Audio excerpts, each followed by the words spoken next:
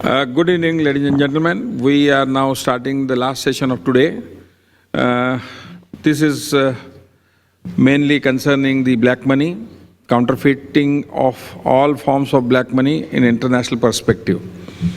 This is a topic, and we have a distinguished panel which will be introduced by my chairman. Uday Ved is chairing this session. My job as a FIT representative here. FIT means Foundation for International Taxation. Somebody misinterpreted yesterday. FIT means we are not unfit. I said, no, you are also fit, don't worry. So Uday is currently practicing on his own as an international tax expert. He had a career in all the big fours, so far more than 30 years. The last was KPMG. He was not in Deloitte's? No? Somebody says he's not Deloitte's. He was there. He told me he was there partly somewhere. So you have to then take it forward off the line, not in the conference, why he was there or not. And as an executive director and a former head of the tax in KPMG, and he started his own practice, and very successful practice. And as a chartered accountant, everybody knows him very well. So with this, I give the charge to Uday to conduct the proceedings.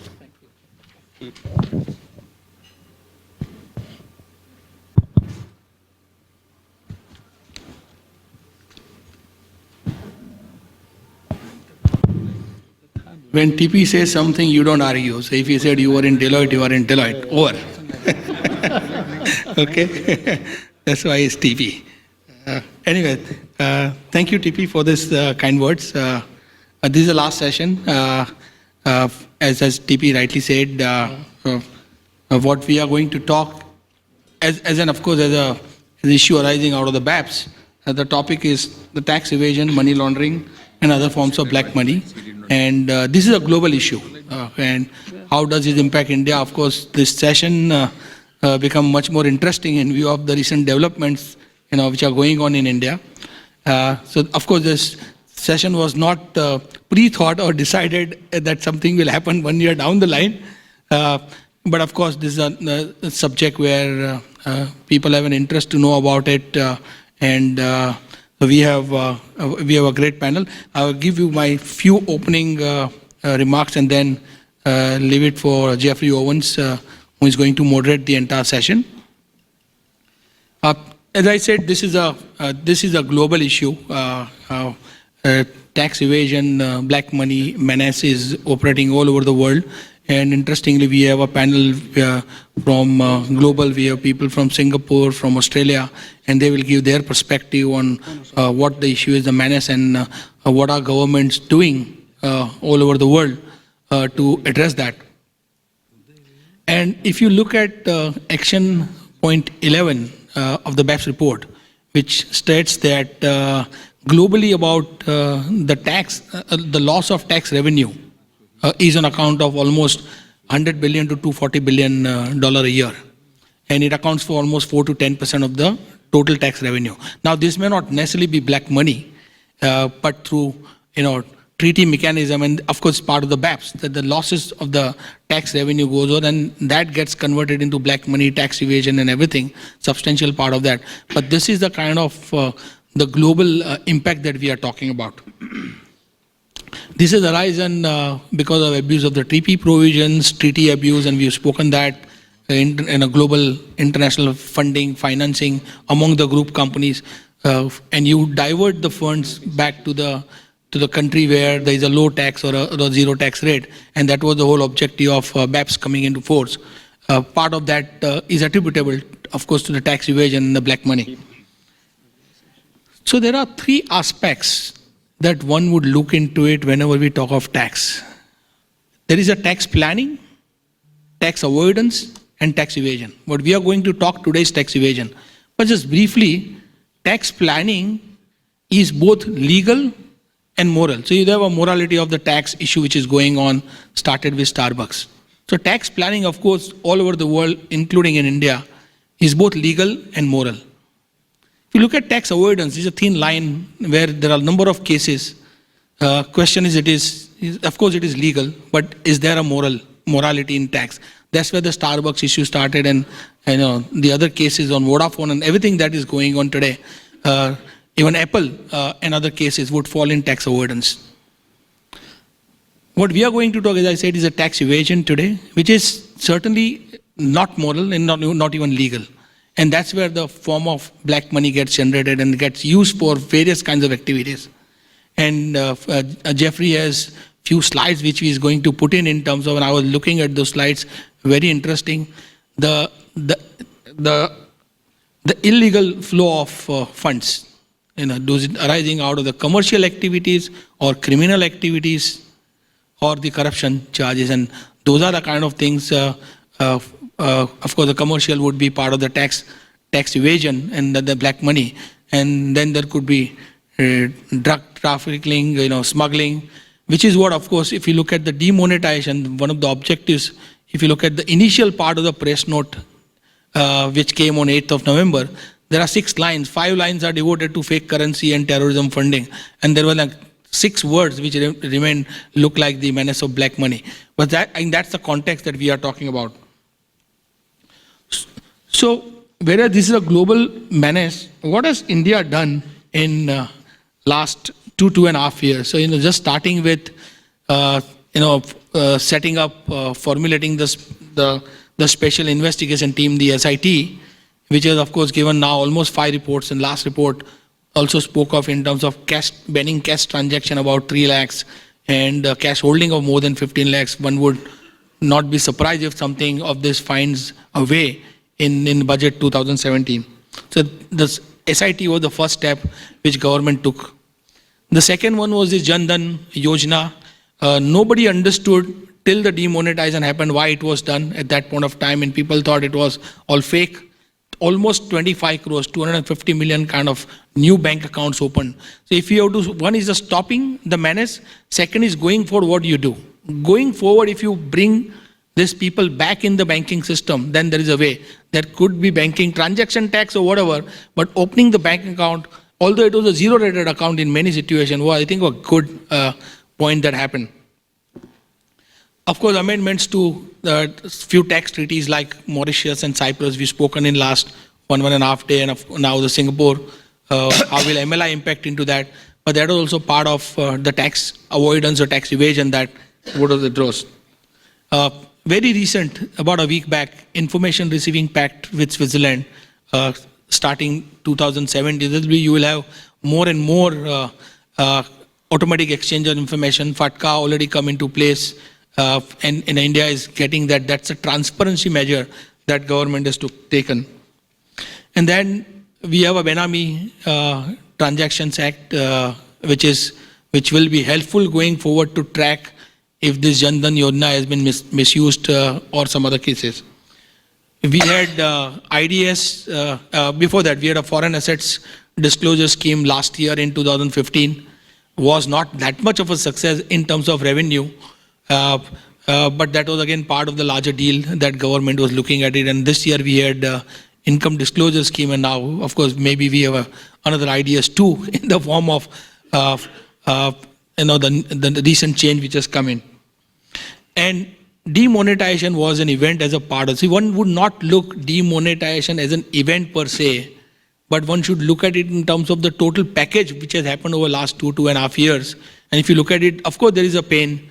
The pain could be, pain is a short-term pain, but on a long-term, this should really help the country in terms of growth. I think there are some of the larger, and now of course we have taxation amendment, second amendment bill, and we have Pradhan Mantri Garib Kalyan Yojana, which has just been announced on the bill stage. It should find its way. If you look at some of the action points, action 11, as I said, was there in terms of what is the loss of tax revenue that BAPS tried to address.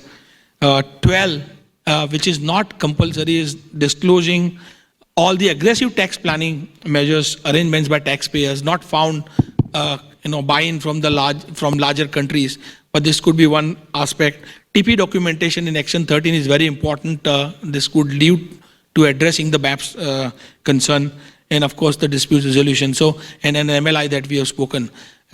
So focus of our discussion right now is going to be the tax evasion, black money, and money laundering as a larger fact. With this, I would, before I hand over to the moderator, maybe with your permission, Jeffrey, just introduce the panel and the speakers, and so that we can then get on straight with the session. I have it with me.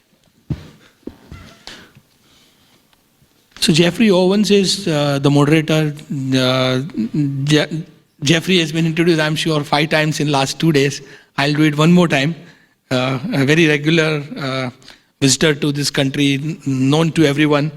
But from my perspective, the job that I have, Jeffrey is a professor and director of W Global Tax Policy Center at Institute of Austrian and International Tax Law, Vienna. In addition to his academic role, Jeffrey is also the senior policy advisor to the global vice chair of tax at Ernst & Young and to several governments and other organizations. That's one other policy aspect of work that he's done over years. For over 20 years, Jeffrey led the OECD tax work, and that's how we all in India know him as an OECD representative. He's been coming for many, many years in the past. For his contribution to the international tax community, Jeffrey was awarded by the Queen of United Kingdom the Companion of the Order of St. Michael and St. George in 2013. So one of the great honors at the highest level. The next to Jeffrey is Kuntal Dave. Kuntal is a proprietor of Nanubai Desai and Company, a very old established firm of chartered accountants based in Mumbai. Kuntal recently co-authored a book providing detailed analysis on black money and Imposition of Tax Act 2015. He is an ex-chairman of Young IFA Network under IFA Netherlands and a vice chair of Western Region chapter of IFA India branch. Again, Kuntal is a very regular contributor to various conferences. Gautam Doshi, we all call him Gautam Bhai. Gautam Bhai is a group managing director of Reliance Anil Dhirubhai Ambani Group, a major conglomerate with interest in telecom, power, infrastructure, entertainment, and financial services sectors. Gautam Bhai has more than 40 years of experience, a wide range of areas covering M&A, direct, indirect, and international tax, transfer pricing, accounting, and corporate and commercial laws. Equally important, I feel pride because at one stage, both Gautam Bhai and me used to be a partner together. So, sir, thank you for all your guidance over last so many years. Really happy to have you here. Gautam Bhai, of course, has been very active in several professional bodies in India, involved in development and regulation of accounting professions. So he's been a great in terms of knowledge sharing that he has. Next to him is Michael Kobetsky. Michael is an adjunct professor at the Australian National University, ANU College of Law. He is an associate professor at Melbourne Law School. He is also the principal author of one of the Australia's leading taxation tax, which is now in the 9th edition, 2016. His book titled International Taxation of Permanent Establishments, Principles and Policy was published by Cambridge University Press in 2011.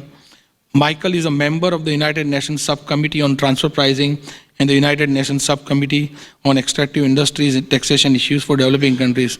Welcome, Michael. We have a young professional who was in India, now based in Singapore, Mahesh Kumar. Mahesh is a partner with us worldwide.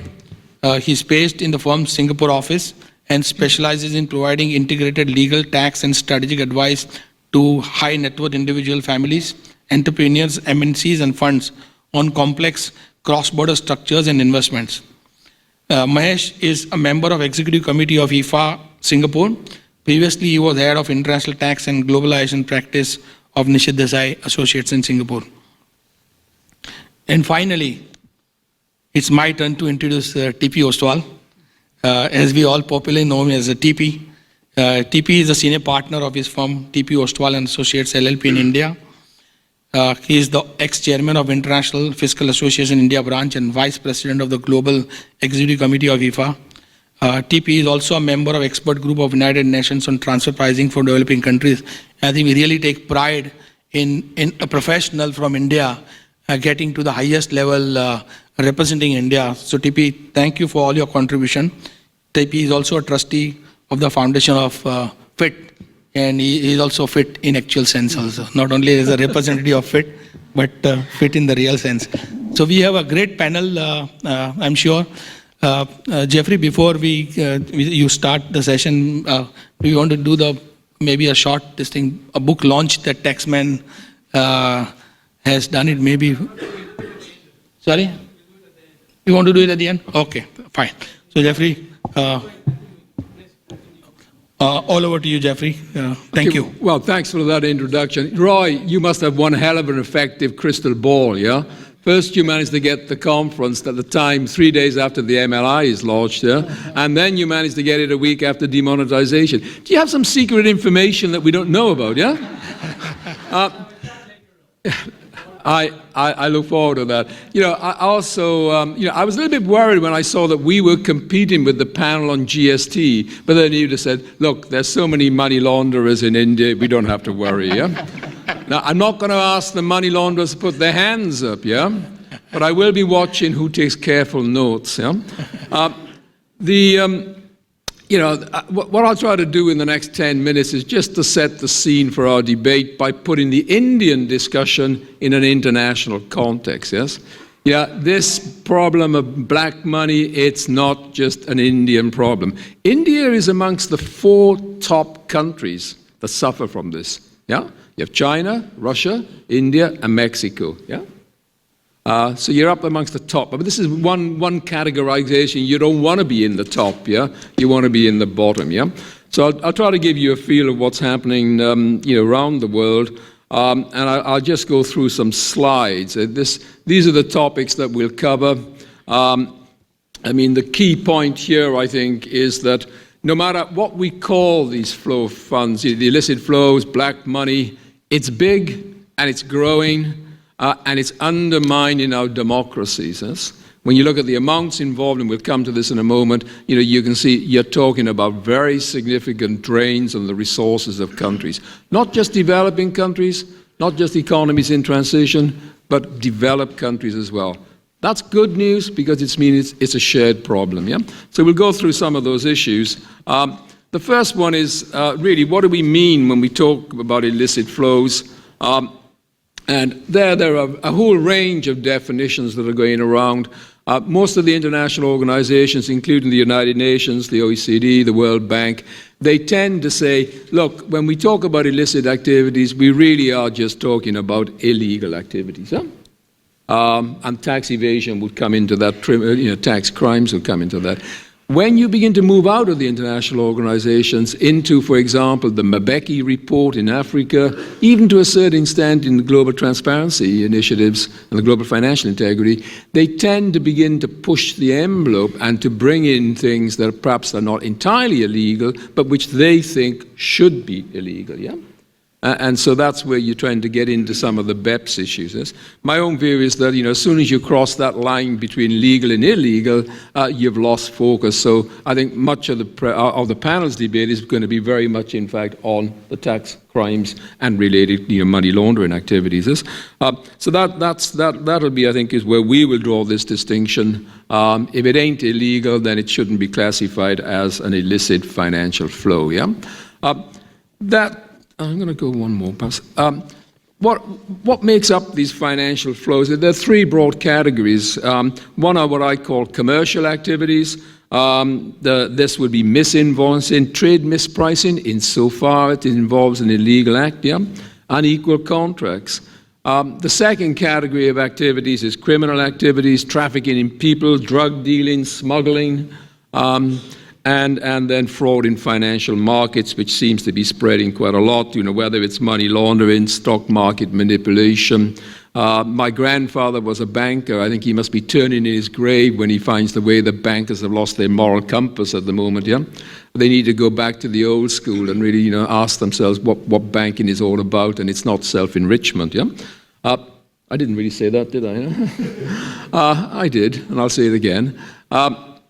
And then the third category is corruption and abuse of entrusted authority. And that's, in a sense, I think, where governments come in. Because keep in mind, when you're talking about bribes or corruption, there's always two parties. There's the party that makes the bribe and the party that receives the bribe, yeah? And in developing countries, unfortunately, a lot of politicians, a lot of senior officials are in this business, yeah? And that, in a sense, why the flows are so important in that group. So that's basically what we're going to be talking about when we refer to illicit financial flows. Let me get the next one. What's the amount of money involved? This is like a bit of a game, yeah? And it depends on how left of the spectrum you are, on what your view is in terms of how much money is involved. If you're the Global Financial Integrity Forum, the first set of estimates, you're talking about 7.8 trillion. The international organizations tend to go at the lower end of the income scale. I mean, what I like to say, it's pretty sure if you say that there's about $50 billion worth annually of illicit flows going out of countries. Yes? Countries, developing countries, economies in transition, etc. Yeah? Probably you could stretch it to about 100. I think pushing it to 7.8 trillion is way beyond. Yeah. So basically, the main thing from our perspective today is we know it's big. I mean, 50 billion. If it's a 50 billion outflow from developing countries, that is almost equivalent to the aid that is provided to developing countries. Something's wrong there. Yeah. 50 million in, 50 million out. Something's wrong. Yeah. So even if it's only 50 million, it's big, and it is certainly growing very, very fast, yes? And I think that's one of the reasons that India is taking this rather drastic approach in the last few weeks to curb it, yeah?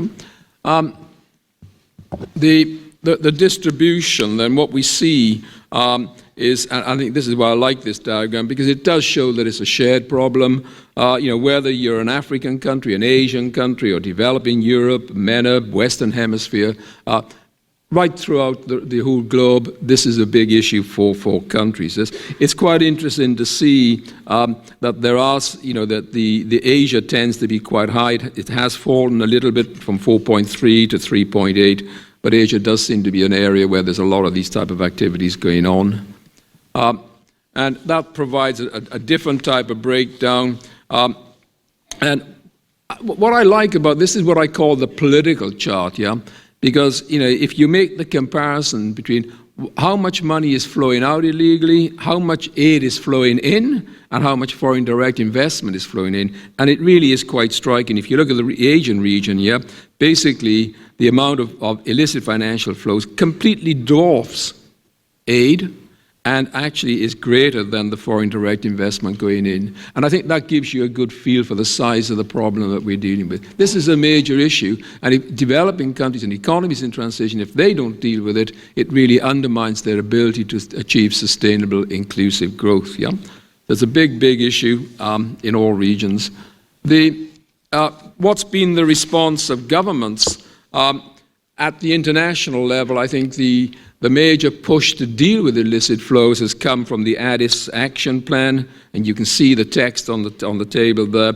They basically set themselves an objective to substantially reduce, they were very careful not to say eliminate, because I think that's not possible, substantially reduce illicit financial flows by 2030. Even achieving that is going to be tough, I think, yeah? You have the 2030 Agenda for Sustainable Development, the same emphasis, we must deal with this problem as well. Some of the international organizations, I mean the IMF, the World Bank, the United Nations have all put this at the top of their agenda, yeah? And recently the G20 as well. I mean, the G20 has been putting out communiques from the heads of government since 2009, yeah? It was only under the Chinese presidency of last November that the term illicit financial flows was referred to. First time, yeah? Maybe it was a coincidence that it was under the Chinese presidency because, let's say, they are the top country in terms of illicit flows, yeah? Or maybe it was just an oversight, yeah? So it's getting a lot of political attention at the international level, whether in organizations like the OECD or in organizations like the G20, yeah? And that's good because you need a lot of political support to take this forward, yes? And I've been a bit surprised that Prime Minister Modi hasn't put what he's doing in this broader context, because that's the way I would have played this. India is just doing what a lot of other countries are doing as well, perhaps in a different way, yeah? What are some of the drivers then of these illicit flows? I think the first thing is political instability, yeah? Because if you're living in a very unstable environment, and let's imagine you're in Argentina 20 years ago, yeah? And you're a wealthy individual, quite naturally you'll want to get some of your funds offshore, even if that means breaking the law, yeah?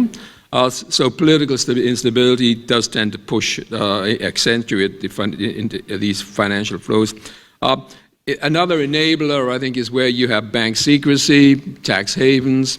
That is slowly being eliminated by the initiatives of the G20 and the OECD in taking away bank secrecy as a barrier behind which tax evaders or money launderers can actually can hide. Yeah? Badly designed tax incentive, that's another source that generates these type of flows.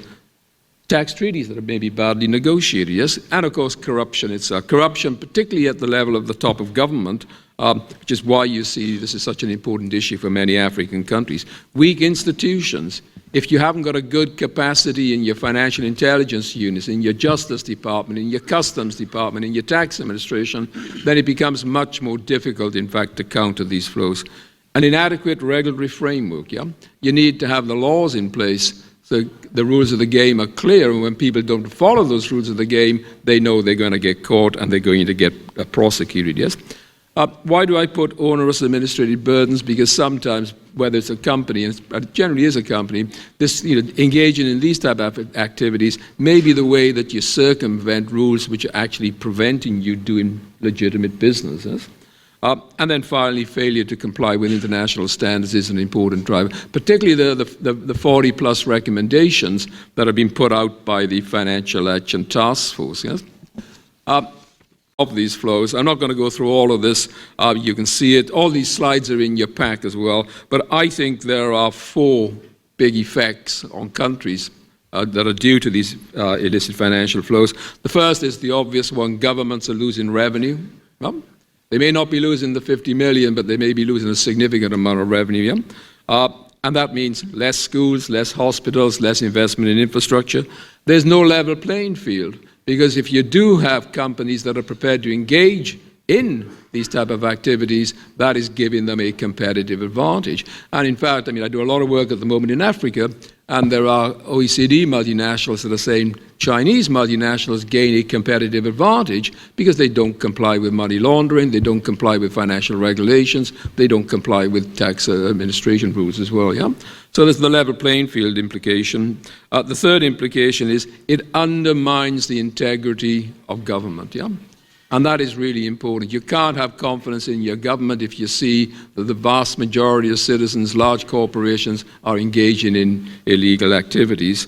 And that leads, I think, to for me, what is perhaps the biggest risk. It can undermine your democracy. And if you want to see how that works, you can look at some of the very small jurisdictions in the Pacific, which have basically been taken over, and I shan't name any, Michael, you probably know them, yeah? But they've been taken over by the mafia, yeah? So there's good reasons why then governments should be trying to take action against these type of activities. And that, of course, is, well, how do they do it, yeah? And I've just listed here a range of measures that governments have at their disposal, yes? The first, and this to me is the low-hanging fruit, yeah? Better interagency cooperation. Yeah? Governments are good at talking about a whole-of-government approach and bad at implementing it. But if you get good cooperation between your financial intelligence agency, yeah? Good cooperation with your tax administration, your justice department, your customs, yes? So you actually have all of the law enforcement agencies of government come together and actually say, we are going to work together to counter these type of flows. That's the right answer, yeah? Unfortunately, many countries don't do it, and I think even here in India, it's very much at an early stage, yes? The second thing is the exchange of information agenda. As the chair said, that's an effective way of trying to deter some of these flows. not only automatic, but also an exchange on request, yes? But this third bullet point here on beneficial ownership, to me that's the key, yeah? If you put rubbish information in, then rubbish information comes out, yeah? And I think we have to be very honest. At the moment, most countries do not have good information on who is the ultimate beneficiary owner. And I'm not talking about companies, shell companies, or holding companies. I'm talking about trusts. I'm talking about foundations. I'm talking about limited liability partnerships. Yes? We need to be sure that we can get back to who's at the end of the chain.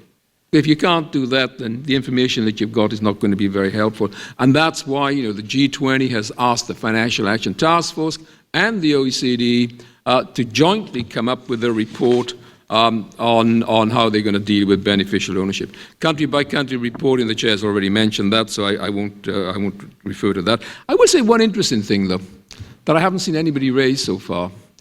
Can the tax authority pass the country by country reporting and perhaps the master file to the financial intelligence units? An interesting question, yeah?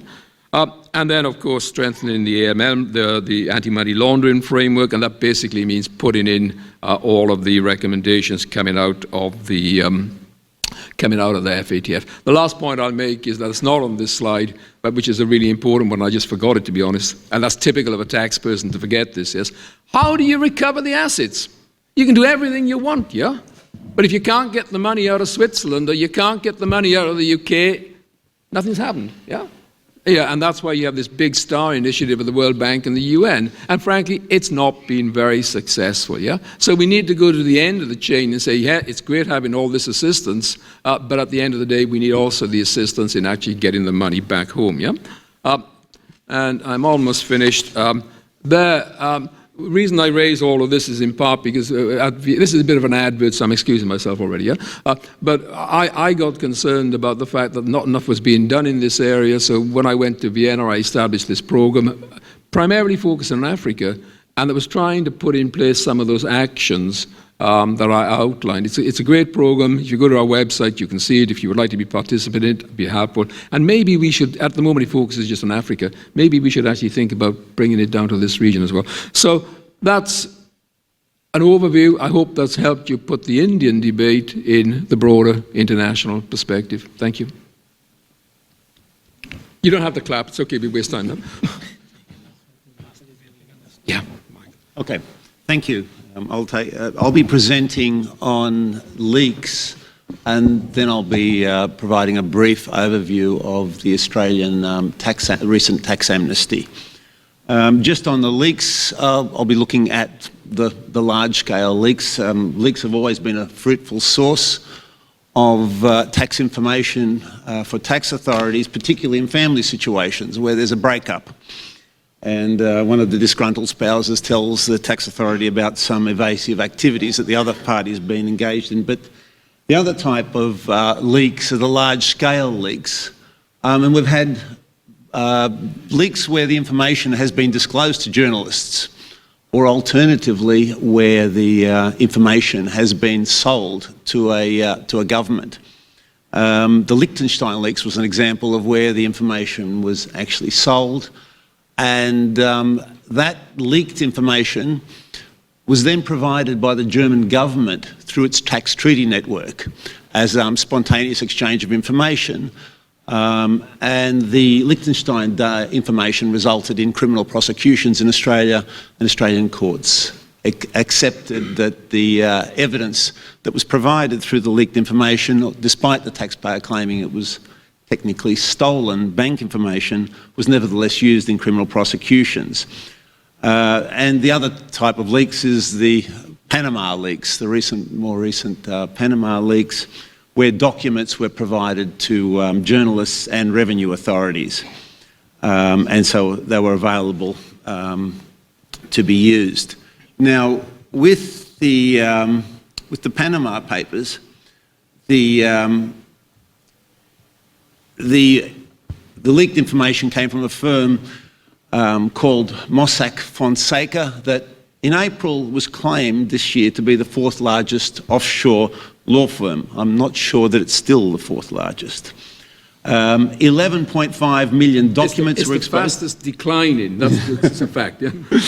11.5 million documents were exposed through the leaks. It was 2.6 terabytes of data. It was the largest leak of data ever. If it had been in hard copy, it would have been several truckloads, and Mossack Fonseca would have noticed the trucks leaving with the information. But they didn't notice the electronic leak.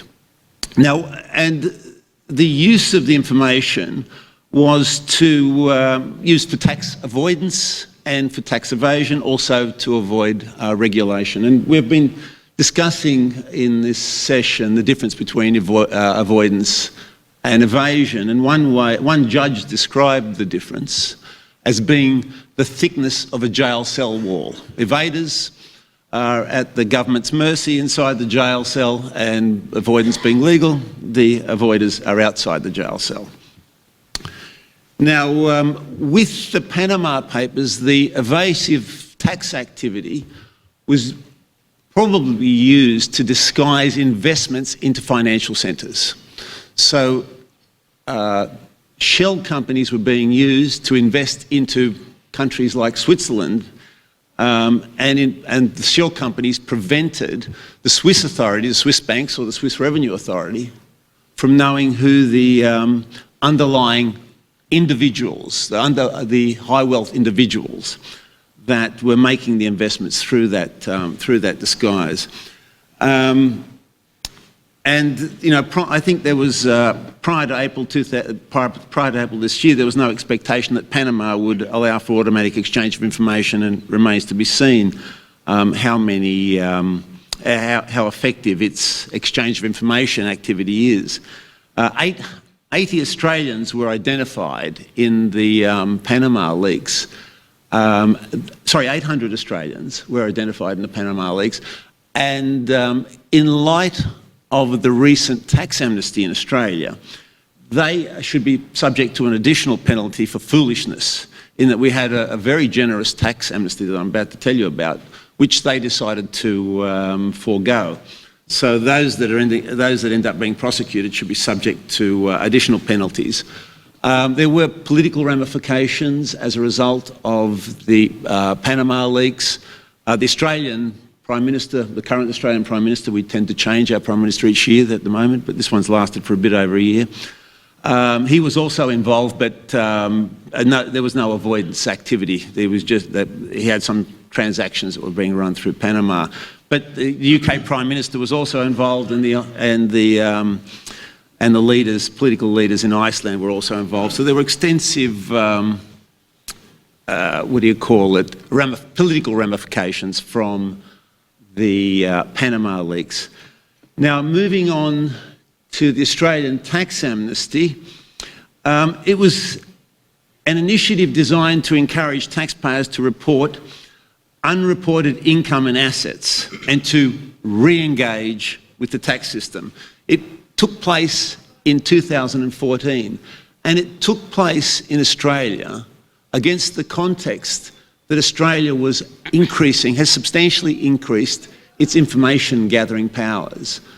In 2013, we entered into a new tax treaty with Switzerland, and under that tax treaty, the exchange of information power prevails over bank secrecy in Switzerland, so the Australian Tax Office does now have access to information on request from Swiss banks. Switzerland has also said that it will enter into an automatic exchange of information agreement with Australia as the first country as part of its automatic exchange of information program. So against that background, the Australian Taxation Office entered into its amnesty. Now, there are a number of issues that an amnesty raises. I mean, the main advantage of an amnesty is for a cash-hungry revenue authority, the Australian Taxation Office, to quickly generate some cash. The expansion of information gathering powers will result in revenue being generated over time, but that might be several years down the track. So one of the major advantages is a quick injection of cash into the revenue authorities. Another issue is wiping the slate clean, bringing people forward, trying to get them back into the Australian tax system. The feature of the Australian tax amnesty was that it provided for very limited penalties. No matter how long the evasion was going on, the Australian Taxation Office was only applying assessments for 4 years with a very limited penalty. But the major benefit, the key benefit for evaders in this recent amnesty, and we had 2 prior amnesties, but the biggest advantage in the most recent amnesty was that it provided an amnesty against criminal prosecution. Tax evaders are going to be bothered by repaying their tax liabilities, but they're going to be more bothered by entering into the jail system. So that was a major advantage for the under the amnesty. Now the revenue that was generated by the amnesty was 676 million in omitted income. The amnesty disclosed 6.5 billion, and these are in Australian dollars, $6.5 billion in assets offshore that hadn't been declared, and it's resulted in taxation liabilities at this stage of $265 million. So that's a quick injection of a lot of cash into the Australian tax system. So it's viewed as being a success by the Australian Taxation Office because of the revenue that's been brought forward and re-engaging taxpayers. But the issue with amnesties, an underlying issue with amnesties is, will there be future amnesties and will there be better ones? I don't think they can get much better than the one that we had in Australia. I suspect we're not likely to have another one. But it has provided a fairly substantial benefit for evaders. And I won't be discussing this issue, but amnesty has also been an issue in Indonesia with the recent amnesty taking place there. And on that point, I'll finish. Thank you. Yeah, the idea of the structure of the panel is, after having heard the Australian experience, we're going to hear the Singapore, yeah? And then we'll move on to the Indian and spend a little bit more time on that. And hopefully then we'll have an hour where you can ask us questions and we'll have a debate between ourselves, yes? The only question we're not prepared to do is, how do you launder money, yeah? That one, you'd have to pay us to get that, yeah? So with that... In cash. Cash in brown envelopes, please. And you can just pass... Oh, Roy's gone. That's a pity, yeah? Sure. You want to go to Singapore, yeah? Sure. I'm happy to announce that Singapore has not leaked so far. So that's good news. But as all of you know, Singapore is a very unique place. It's a small country that has had such a big impact across the region, across Asia Pacific. As you all know, it's such an important financial center. It's overshadowing Hong Kong, right? A lot of multinational companies use Singapore as regional headquarters, right? And it's not just sun and sand, right? Like what people consider, tax havens and offshore jurisdictions. It's a place where you can actually have substance, right? You see, you have billion-dollar startups in Singapore. It's a place where you can locate senior management. It's a place where we're helping some of the most successful families across Asia Pacific set up family offices and funds. Right? So in this whole world of substance, I think Singapore is emerging as a very unique place to position yourself in terms of global structures. And they've really differentiated in terms of stability. I think stability is so important in today's world. Transparency and, of course, governance. And again, just slightly stepping aside from Singapore, we'll come back to Singapore, compare it with Dubai, right? So that's also something which is quite interesting for Indian companies, Indian families. Dubai has always looked at Singapore as a role model. In fact, just a couple of weeks back, we were in Dubai, and so DIFC, that's the main, one of the hubs where a lot of the companies are set up. So DIFC consulted with us on what's Singapore doing differently. In fact, and that was the day when there was an announcement on a report on Financial Times saying that UAE risks getting blacklisted. And within a week's time, they just signed all those agreements, and they probably will not get blacklisted. But it shows how governance, transparency has become so important in this part of the world, and it's how all these jurisdictions, when they're competing, I think now that's the order of the day. Now, Singapore has embraced CRS, Common Reporting Standards, automatic information, exchange of information in a very big way. There was a time, of course, information was shared through the request under tax treaties. There was also a time in Singapore where there was a high court procedure for sharing information. So before the government of Singapore shared information, you go to the court, and there were cases where courts set aside these requests saying that it was a fishing expedition, or it was too vague, or it was not, there was no foreseeable relevance. So, but that whole court procedure was done away with. I think Singapore realized that you cannot have this, this kind. You need to be a little more transparent, and of course, right now they're signing. With respect to automatic exchange of information, they're essentially doing it on a bilateral basis. So Singapore is entering into competent authority agreements. I think the last 3 months they've signed at least 9 agreements. So essentially, automatic sharing of information. Singapore's policy is they will share information as long as, of course, it's reciprocal. They have to be comfortable that the country with which they're sharing information has a very robust legal framework, right? That the information will be kept confidential. I think that's very important for Singapore. And of course, that the information will be used in the context of taxation or in the context of what the treaty covers. So that's important for Singapore. In parallel with the treaties, and of course, they're going to be signing these competent authority treaties with a lot of countries, and so that's essentially the framework under which automatic exchange of information is going to happen out of Singapore. Singapore has also introduced common reporting standard regulations, which are effective from January next year.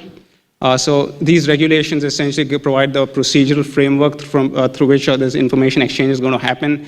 So all the banks, financial institutions in Singapore, they're going to get registered post-January 2017. They're going to start doing this whole diligence, finding out all these accounts, account holders, finding out who are the controlling persons behind all these entities. And this is all, of course, Singapore is committed to share information from September 2018. And this is all in relation to post-2017 information. So they're going to do that diligence process, and they're going to share from 2018. Of course, this is essentially, so information sharing is a very key part of Singapore's positioning to ensure that it maintains its reputation. And then in parallel, there is also the framework for anti-money laundering, anti-terrorism financing. So like in India, we have the PMLA. In Singapore, there is the CDSA. One unique thing in Singapore is that tax evasion is a predicate offense for money laundering, which of course then the tricky questions are, what is evasion? What is tax planning? Evasion in one country, tax planning in another country. So those are tricky questions, but that's the law in Singapore. And they're taking a lot of steps to curb money laundering. There have been, they've gone against very prominent banks, imposed hefty fines, and the fines are in several millions of dollars, even against banks which are owned by the government. So I think Singapore has kept a very independent approach, and I think that that's definitely in the right direction. There have also been some recent cases where, in fact, there are 2 prominent banks which were closed because their anti-money laundering framework was not up to the mark. This was in relation to, you may have heard of the 1MDB scandal in Malaysia, where the Prime Minister was accused of essentially siphoning around $700 million from a large sovereign wealth fund. So a lot of that fund was supposed to have been routed through many of these banks, and the Singapore government took this extreme step. So it's essentially sending the signal to the world that they are transparent, they're compliant, they not tolerate money laundering. And again, that's essentially the most sustainable way to go, because finding a country like Singapore, that's how it differentiates itself. Now, shifting from Singapore, while we're on money laundering, black money, what comes up is tax amnesties, right? So I think of course, Michael mentioned about the Australian amnesty, but the Indonesian amnesty is something which is probably the most interesting one. Now, just compare. Now, there was the income disclosure scheme in India a couple of months back, right? I read some reports saying that $10 billion of income was reported. Now you look at Indonesia, a country which is 1/3 or 1/4 India's GDP. Within probably 1 or 2 months, $350 billion was reported in an amnesty. Now, of course, there are probably $300 billion, and of course, some say that there were loans and things like that. But in any case, it is a massive disclosure, a really successful scheme, and of course, largely because of the tax rates as low as 2%. So if you have overseas assets, you pay 2% tax, assuming you get the funds back, or if you want to keep the funds outside Indonesia, 4%, and then there's a slab depending on, it may increase up to 10% if you are disclosing it in, let's say, December or January or February or something like that. But I think it clearly shows that you get your tax rate right, you time your amnesty, it could probably be something that a country could consider. But then, of course, there's the flip side. After introducing that amnesty, I think OECD has made a very strong statement that you don't want to do that again. That really encourages the wrong type of behavior. But again, I think it's for a country like India, is that something one should be, when you're looking at amnesties, when you're looking at a fresh start, do you want to take a more practical view based on economics, or is it all based on politics and emotions and things like that? So finish now so we move on, yes? Sure. Yeah, so essentially that's about it. Just giving a global perspective on this. Yeah. Okay. On Singapore. We're going to move now to the Indian and Kuntal. 10 minutes as well, yes, please? You have some slides? After this. Just below this. You can do that. So after we have got some overview and some broad look at what's happening outside of India in terms of IFF, I'm going to use the short form of this long word. And after me, Gautam and TP are going to talk specific about some Indian initiatives to curb black money and to deal with IFF. I thought let me give some. Yeah, okay. So I thought that let me give some Indian perspective, some numbers which can give us some idea on what is the scale and the size of IFF as far as India is concerned. So bribery is one of the important or one of the biggest contributor to the menace of IFF or black money. And the existence of bribery in India is well-known fact, and as citizen of India, we have lived with it so far. And I think we have seen a trend now, where as an alert citizen and as a responsible citizen, we are raising voice against instances of bribery. And I was surprised when I was doing study for this particular presentation. I came across a website which is I Paid a Bribe, and I've got some few examples which were reported by the Indian citizens on this website, where they have reported the kind of bribes and the kind of harassment which they've gone through. And if you observe it carefully, it doesn't restrict only to businesses. You'll find out it also extends as simple basic things like obtaining Aadhaar card or getting passport verification. So this is the kind of environment where we are living, and as a responsible citizen, I think it's our duty to stand up and make our own contribution so that we can create some better environment to deal with particular situation. The same website also provides some numbers, some overview about how many cases were reported on the website with regard to the instances of bribery. And it was also very heartening to note that there have been some reports where they have come across honest officers who didn't even ask for the bribes. And how much prosecution was taking place? I'll come to that. That's a very important topic, subject which you have raised, and then you'll be surprised to get the answer to that question. As Jeffrey already mentioned, the another important factor which we should bear in mind when we're dealing with subject from Indian perspective is that in the ranking which has been carried out, you will observe that India stands at number 4 with regard to the average flow of illicit funds outside of India. And that's really something which we all as an Indian must be very, very often must do something about it. There was some study also undertaken with regard to the IFF in India right from the date of our independence till 2012. And you would observe that, and we can have this divided in 2 baskets. One, which would be from post-independence till 1991, that is the time when our government and our economy was liberalized, and thereafter from the period of 1992 to 2012. And it's very startling to note that post-independence, we didn't have as much of IFF as compared to what we have seen post-liberalization. And there could be many economic theories behind it, many factors behind it. But what has happened is that post-liberalization, there has been a spur in the economic growth. At the same time, we have seen a spur in the IFF. And that is also true because the economic growth had benefited many individuals. And high net worth individuals, the size of high net worth individuals also increased. And if you see in terms of economics, that those set of people who have become more influential, more powerful, they also tend to get involved in making a system full of bribery and full of corruption. And it's kind of a vicious circle where we need to find a way to break it. And the studies have revealed that there is a direct correlation between the level of governance in the country and the prevalence of the underground economy.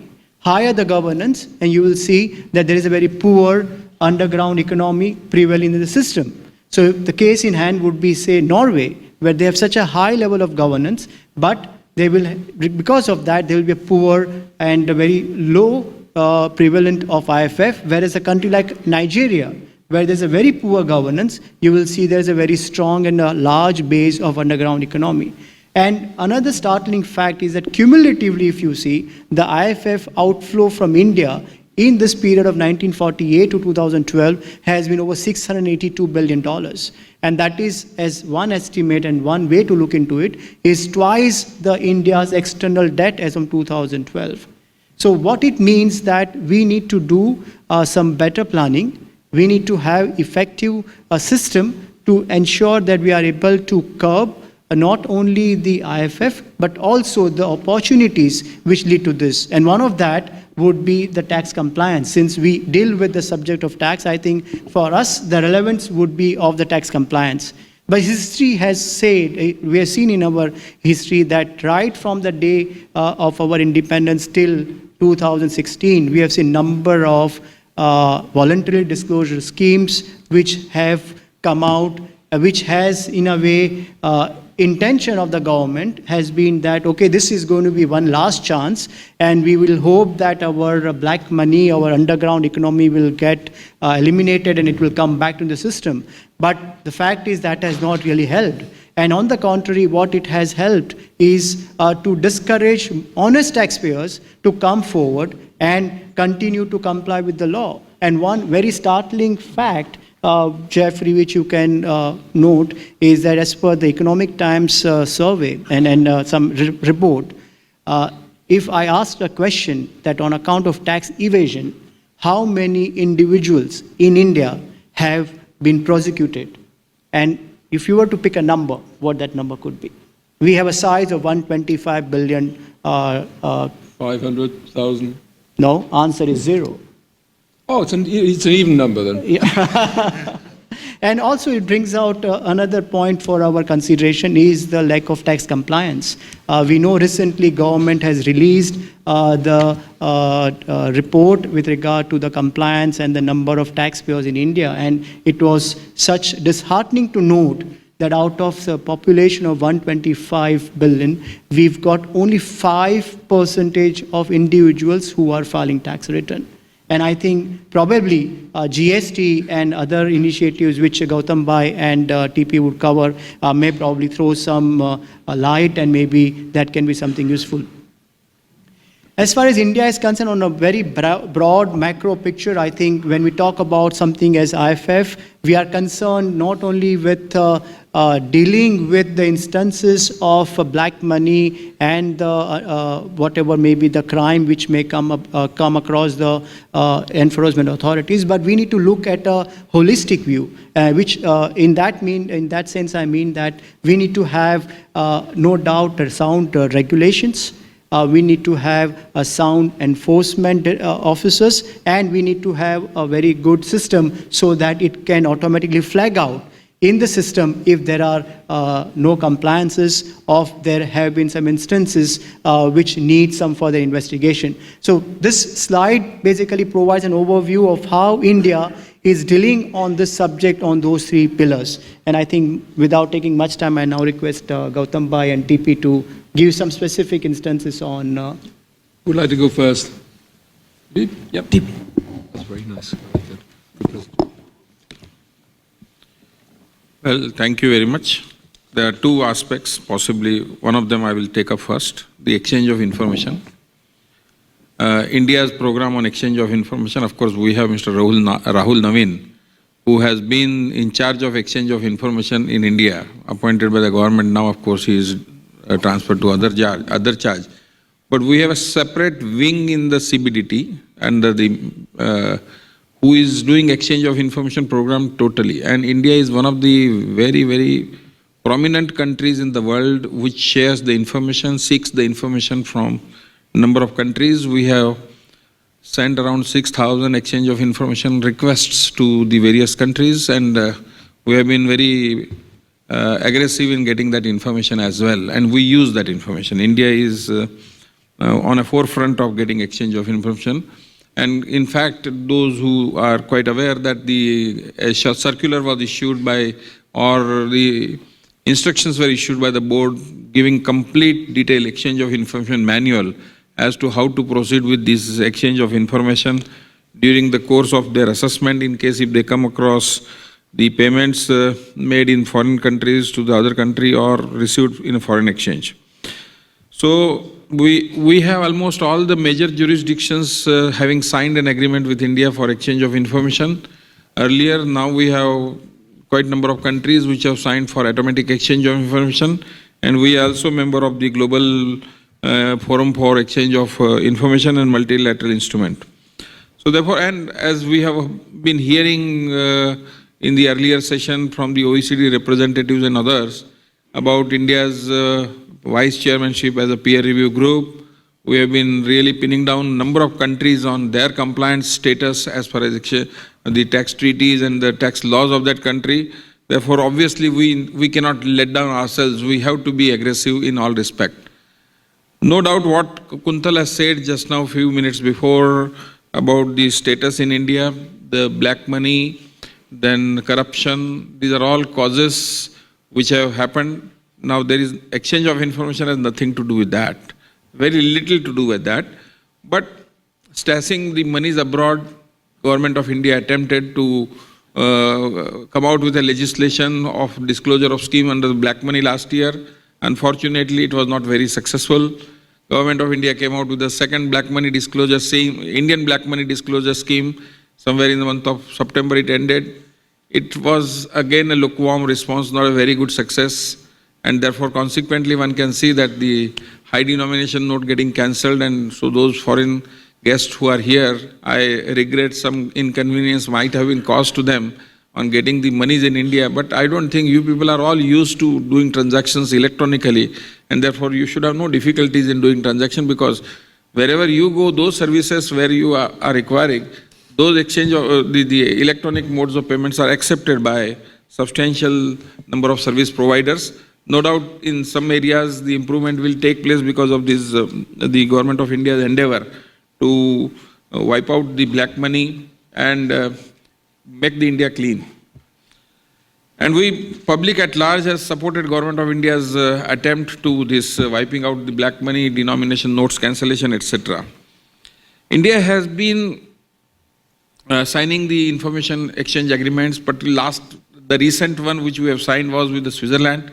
We had major difficulties in exchanging the information, but finally Switzerland also has fallen in line in this automatic exchange of information from 2018, information which will be shared in 2019. And like Mahesh explained about Dubai, they are also signing same time, 18 to 19. And Singapore is 17 to 18. Correct? Share from 18 on. So correct. 17 information will be shared in 18. That's correct. Whereas Switzerland has agreed to share the information from 18's information in 19. So that is how our program is going on. India was one of the countries which have been first list of the countries who had agreed to share the information of 16 in 17. So most of the countries, those block of countries who have agreed to sign the information of 16 in 17, India falls into that category. There are other countries like Hong Kong, which is yet not joined, Taiwan, which is not yet joined because they are not the countries, they are states, and their position is not yet very clear.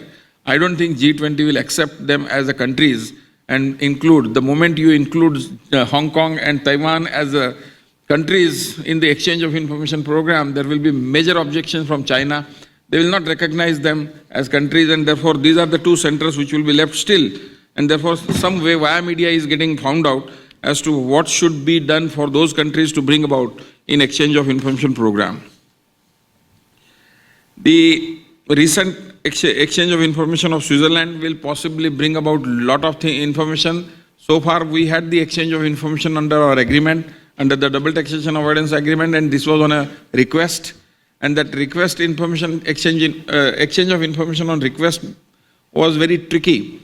We had the information from Liechtenstein, we had the information from Swiss accounts, we got the information from Germany, we got the information from the France with the stolen data of number of taxpayers. Now we have the information on the portcullis information from the ICIJ. Then thereafter we have information from Panama of this leak from Mossack Fonseca, and now Bahama leaks. Last leak is a Bahama leak. So all this information we are getting it. But the issue arises in all this exchange of information, the major problem arises is the countries like Panama, Bahama, they do not have any information of the financials.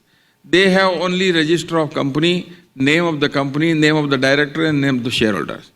Whether that company has a bank account, that does not exist in those countries. And therefore, wherever the information is leaked, particularly of the portcullis, where the bank account name was also written in the website by the the consortium of journalists, there the government of India could write to the bankers and getting the information. But Panama, we have a major challenge. And therefore, the government of India is one of the government which has been acting quickest. The day Indian Express released the information about the exchange of information of the various names which have appeared, which have figured in the Panama leak, next day the notices were sent. In fact, I was in the context of another matter. I was in London with one of the consultants. He says, we have not heard anywhere so far the information. Notices have come from the government. Indian notices have come in, and therefore you can see our program. We are very prompt in getting information. We endeavor to get as much as possible information, but the problem here is substantial major problem. It is not a unilateral. We are dependent upon the other countries' program for exchange of information. And there are major challenges on the stolen data leak which have taken place, number of technical objections, etc. getting filed. But despite the fact that there was a problem or a concern on confidentiality, government ultimately has been able to persuade the special investigation task force, the two judges appointed by the Supreme Court, to take the permission, and we have signed eventually the global automatic exchange of information, so that now the government can get and government will sign multilateral exchange of information with the other countries. Indian Income Tax Act has been changed. Section 285 BA has been amended, rules have been brought in, and therefore our program on exchange of information, in my personal opinion, is quite an aggressive. With this, the high denomination note getting cancelled and the monies that are now coming in the system, possibly it will the government's endeavor to get the information and exchange the information will become more prominent. Thank you. Yeah, I think one thing I've learned in my career at the OECD, you have to be patient, yeah? We've lived with the problem of bank secrecy, evasion, money laundering for 50 more years. It's going to take time to resolve it. It's, signing agreements is one thing, implementing them is another. So we're just at the beginning of a long process. A comment from you, this is? Yeah. Two parts. Basically, we have heard a lot about what's happening in the Indian front, but the real issue is India is currently trying a two-pronged attack on black money. On the one hand, it's trying to change the law. You introduce a Black Money Act, provide for a jail sentence of 7 years, 10 years, try to frighten. So that's one. You do the same recently post-demonetization and again in the amendment to the Income Tax Act. So, which again is trying to charge a penalty where there was none, or charge a high rate of tax. Whether it is fair or unfair becomes a question mark. The quality of that attempt is also a question mark. You have introduced a Black Money Act. Why has it not really worked? Why is it something which has not really worried a number of Indians? Why did they not make a disclosure under the scheme in spite of such a strong act? Because you really don't know how the act will be implemented, one. You don't know what the act means. After all, how is black money kept outside India? I doubt if anybody really keeps it directly in his name. There would be structures, there would be the trusts, there would be companies, there would be a variety of ways in which it would be laundered and converted by the time you really attack it. Does the act really attack all of those cases? Does it really deal with all those structures and cases? If not, it's an act which is toothless. Or take the current act, the attempt. Fact is you introduced demonetization on 8th November. You have a revenue secretary who says that therefore if you declare money, you will be liable to a 200% penalty if it does not have a source. So effectively you will be paying 90 to 100% of the money. And then a few days later he discovers that under his act, he cannot charge more than 35% tax. If somebody deposits money and says that this is current year's income, that's all the tax that he can recover. And he is not entitled to charge a penalty. And then he therefore now changes the law and says, yes, we will now charge 75% tax, not 35%. Can you change the law after the money is deposited? Can you really call it and say it is not retrospective, it is prospective, because it will apply when you file your returns at the end of this year, but the event has already taken place? Or take the scheme which has been introduced. One of the key features of the scheme, the Pradhan Mantri Garib Yojana, is besides tax a penalty element. But can penalty be retrospective? Now on monies which you have deposited, you are free to go through this Yojana and pay, but you will also have to pay a penalty. And at least universally it used to be accepted that penalties can't be retrospective. What I'm trying to say is, we are trying to use the stick, but we are not effective in using the stick because we are not wielding it well. We are making rules and laws, but we are not making them as effective as they should be. And then we are trying to use the same time using that stick to create the carrot and say, because of this stick, please come in and declare under various disclosure schemes. Whether it is the IDS 1 or what you would now call the IDS 2 or the disclosure scheme under the Black Money Act and so on. But when the stick is not effective, naturally the carrot does not really work unless the carrot is so attractive, as Mahesh said, like the Indonesian scheme, the amnesty. If you are going to pay 2% and 5%, it works. In the past, even the disclosure schemes had evasion built into it. You were allowed to disclose, but you could say, I had bought this asset 20 years back, so I will disclose a 20-year back valuation, but I will get the benefit of it in current times. Naturally, you plugged such loopholes. So you now have disclosure schemes which don't have evasion built into it. And if you have disclosure schemes which don't have evasion built into it, which have a reasonably high rate of tax, 45, 50% tax and 75, another 25% getting frozen and all that, then you are really talking about disclosure only by those who find that they are against the wall and they have no better choice. So then this disclosure makes sense. It makes sense to pay this and at least take the immunity from all the other penalties and prosecution. And then accept the fact that invariably we are not willing to give immunity from a variety of other acts. You have committed an offense, but then what about your company's accounts? That means your accounts are wrong. If your accounts are wrong, you must go to jail under the Companies Act, even if you don't go under the Income Tax Act. But there is no immunity from the Companies Act for what you do. There is no immunity from the Excise Act. There is no immunity from service tax.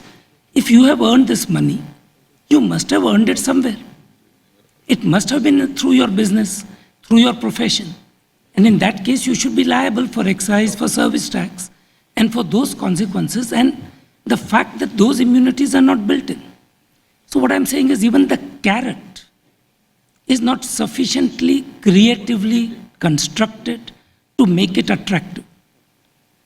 And if you neither have an effective stick nor an effective carrot, then naturally the two don't work. But I think really what we should look for is neither this stick nor the carrot. One should look for a fair system of tax, a system which is implemented. Why do you have only 0% prosecuted? Because you try a prosecution. It takes a minimum of 20 to 30 years before a prosecution will come to an end. 20 or 30 years? Minimum, sir, before a prosecution will really be decided. This is what they call made in India, yeah? Yeah.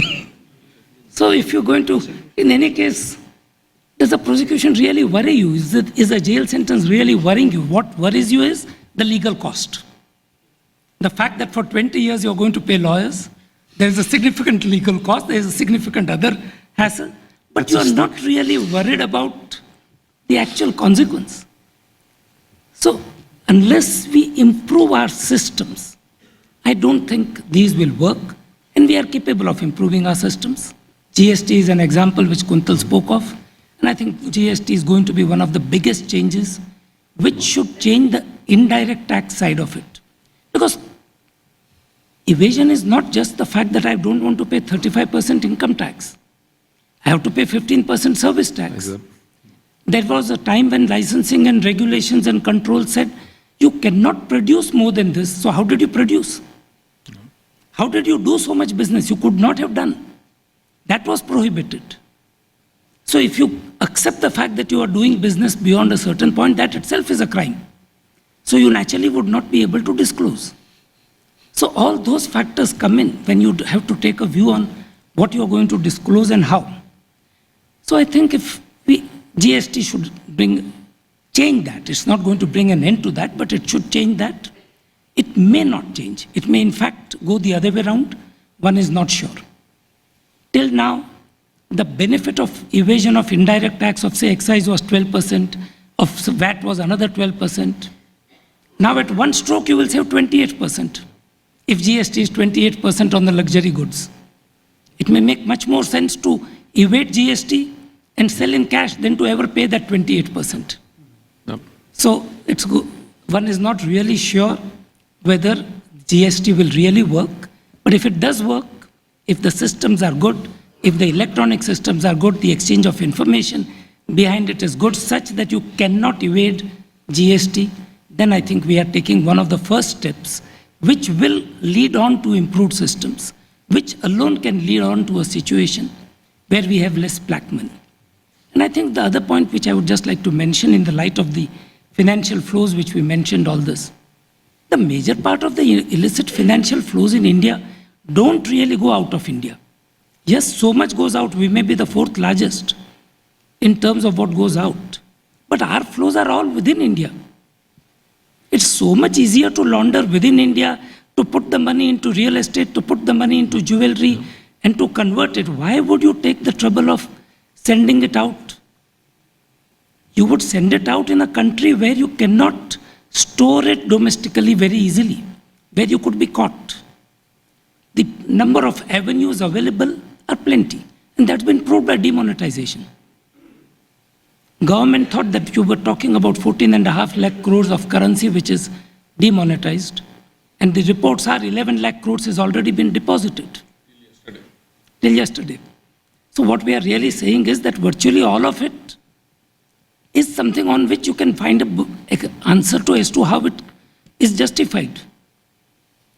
So conversion is very easily possible. And if conversion is so easily possible for the entire currency, then the part which really is flowing out is not the significant part. The significant part is the part within the country. And we really need to again see how we are going to be able to take that part out. Well, these are just a few comments. I think let's get back think to that the debate between the panel, because I mean, what I take from that is that government needs a holistic approach. They need to be making the linkage between money laundering, bribery, tax evasion. They need to be making the linkages with right throughout the tax system, because generally, if a person is evading one tax, they're evading another tax as well. Yeah. So maybe let's stay with the topic of amnesties for a moment. Yeah. Because I mean, when you look from the Australian experience of what's been happening in India, are you alarmed, pleased, amused? Well, my personal view is I'm against amnesties. Despite the You're a legacy issue purist, of cleaning, you're a purist, them. It's giving people a break when when they're subject to very limited penalties. So yeah, I am alarmed. But I mean, perhaps it's interesting to ask the questions. What are the conditions under which an amnesty will succeed, yeah? And then perhaps our Indian colleagues can say whether those conditions were met here. I mean, the first condition, there has to be a trigger, yeah? There has to be a reason why at this point in time the government puts in an amnesty, yeah? You've got to explain to citizens, I'm doing this because of OECD initiatives, because of the signing of treaties, because of the breaking of bank secrecy, yeah? And a lot of countries, that's the approach they've said. This is the reason that we're putting in amnesties at this time is because there's been a change in the international environment and we can get much better access to information. And therefore, for the evaders, you're more at risk. Yeah? The second thing, I think, when you look at an amnesty, and this is the difficult one politically, it has to be a one-off thing. If you get into this Italian syndrome, every Christmas Santa Claus comes around with another amnesty, yeah? It doesn't work, you lose credibility, yeah? So you've got to get it right. I mean, maybe once every 25 years is not too bad, yeah? But you've got to get it right, and I think that requires, the point you were making, you need a lot of thought and planning before you get there, yeah? The third thing is you must have a realistic sort of set of penalties, yeah? If the penalties are so high, people will hesitate, unless going to jail, that's a different thing, yeah? So you've got to get what you call the sticks and the carrots. There has to be a balance between them, yeah? And then this is something that in fact has not come up, but which I think is important. The whole amnesty program has to be handled in a very sensitive way, yeah? I mean, for example, in France, they established a special unit whose only function was to deal with the amnesty, and they reported directly to the minister, yeah? So it's a gentlemanly approach, if you like, yeah?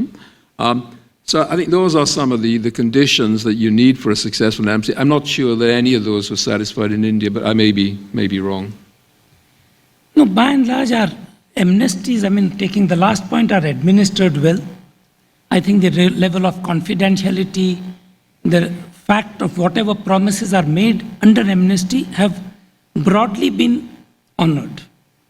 So to that extent, it's right. But as I said, and as you rightly pointed out, it's a question of what are those penalties and what are you saving? If the tax system is such that I believe that I will finally be able to avoid the penalty after a fair amount of litigation, then really the amnesty is not giving me something new. It's not really saving me. Because in any case, I'm not really worried about the penalty beyond a point. It's only a question of how many years and what efforts I will have to put in to get out of that penalty. But I mean, or the that's linked to the fact that in India, this horrible figure that there's not been one prosecution. I mean, in Australia or in Singapore, I mean, there's more than one prosecution for tax. Well, the Liechtenstein Yeah. had prosecutions as a result of that. So there were criminal prosecutions. We had a series of criminal prosecutions for. And they were well publicised, huh? Yeah, yeah. One of the promoters of the Evasion scheme came to Australia with his laptop, and he had all the clients on there. They seized the laptop and started prosecution. So they were very fortunate that he brought all the information in from Jersey. And some of them came in toothpaste tubes as well, perhaps. So just one more comment to what Gautam bhai mentioned about the success or failure of amnesty schemes in India. If we have examined the schemes which have been announced so far by the government, and it excludes from its ambit a major chunk of people who are allegedly are having black money. So we are not able to have politicians, bureaucrats, and all the government officers who can come forward and avail the benefit of amnesty scheme. Now, if we feel that today the majority of black money or parallel economy is fueled and run because of this set of people, and if they are going to be outside the scheme, then naturally you will not be able to have a successful amnesty scheme. Yeah, it's a question. We have a micro.